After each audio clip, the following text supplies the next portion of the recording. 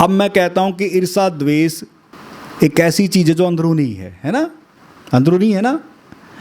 उसे आप अगर दिखाएंगे तो कुछ ना कुछ अब शब्द आएगा, कुछ ना कुछ प्रकट करोगे।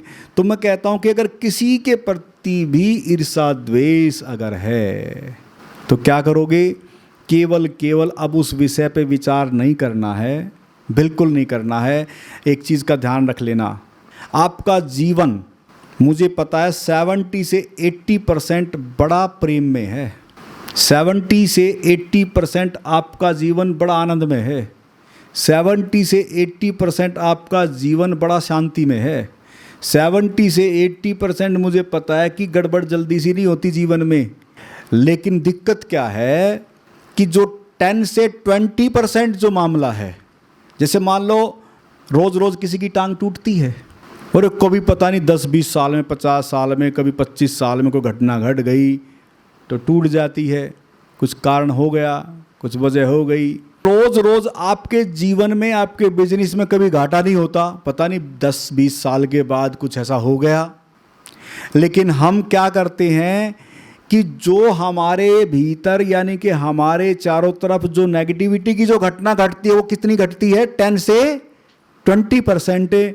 और वो 10-20% किस पे हावी हो जाता है? जो 70 से 80% जो आपका जीवन मौज का था, जो आनंद का था, जो प्रेम का था, उस पर सारा का सारा पर्दा डल जाता है। यानी कि 10-20% वजनदार है या 70-80% वजनदार है? कौन सा वजनदार है? तो हमें कहाँ रहना है? तो बस उस 70-80% को याद कर लो ना। अगर आज मान लो किसी कारण आप ईर्ष्या में भी जा रहे हैं, किसी कारण द्वेष में भी जा रहे हैं, छोड़ो ना उन चीज़ों को। क्या उसने कभी प्रेम नहीं दिया आपको? कभी तो किया होगा। आप ईर्ष्या द्वेष किससे करोगे? जो अनजान है उससे क्या मतलब है? जो जानकार है, जो आपका क्लोज है, आपका मित्र, आपका रिश्तेदार है, आपका परिवार है, जो आपके चारों तरफ है, उन्हीं के प्रति तो होगी ना ये बातें। उन्हीं के प्रति तो ईर्ष्या द्वेष से भरोगे ना। वैसे तो कोई मतलब है नहीं किसी से। तो मैं कहता हूं कि क्या उस रिश्तेदार ने या किसी ने आपको कुछ प्रेम दिया होगा कि नहीं दिया होगा? कुछ तो दिया होगा। आप छोड़ो ना सारी चीज़ों को। और मैं कहता हूं कि छोड़ो, उसने दिया कि ना दिया, छोड़ दो। आपने तो दिया ना।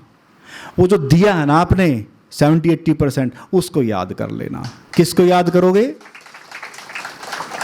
वो 70-80% को याद कर लेना जो आपने दिया। उसने दिया कि नहीं दिया मुझे नहीं पता, आपको नहीं पता। रिस्पॉन्सिबिलिटी किसकी है?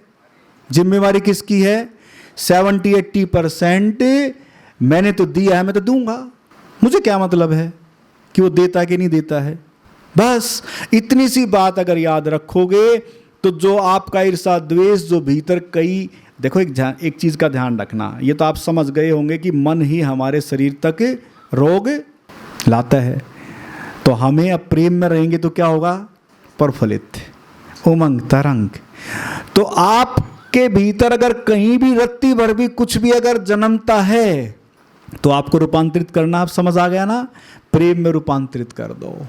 क्यों आप किसी के प्रति ऐसे भाव रखते हैं? प्रेम से भर जाओ। मुझे उम्मीद और आशा है आज तक इस दुनिया में जिसने दिया उसको वही चीज लौट के मिली है। गाली दी है तो लौट के गाली मिली है, और प्रेम दिया है तो प्रेम मिलता है।